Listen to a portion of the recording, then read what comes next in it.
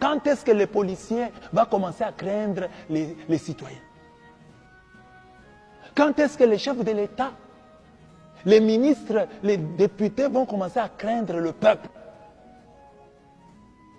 Nous ne pouvons pas passer à longueur des journées entières en priant. Dieu change notre pays, mais réclamons nos droits. Les dirigeants ne peuvent pas être bons d'eux-mêmes.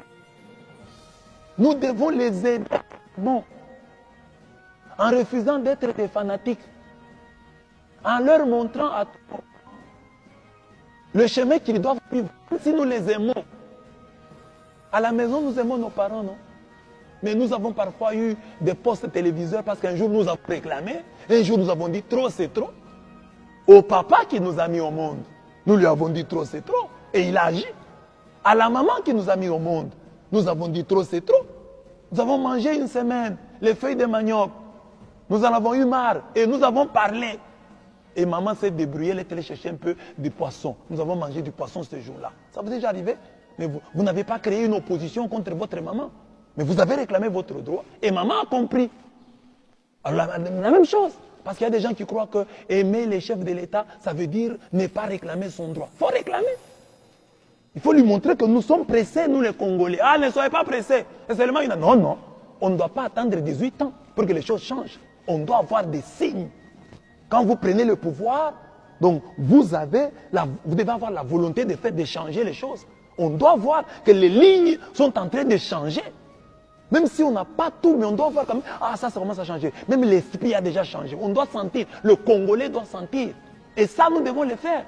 Même si nous aimons, nous avons voté pour ceux qui sont au pouvoir aujourd'hui. Nous devons leur montrer, c'est ça enlever la pierre, les aider à devenir des meilleurs dirigeants.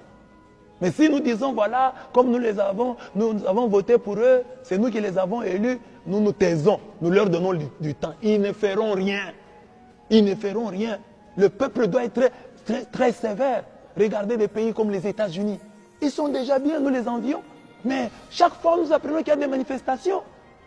La France, nous envions les Français. Mais il y a des manifestations en France. Mais nous avons quoi pour ne pas manifester? Nous avons quoi? Oh non, laissons d'abord le temps.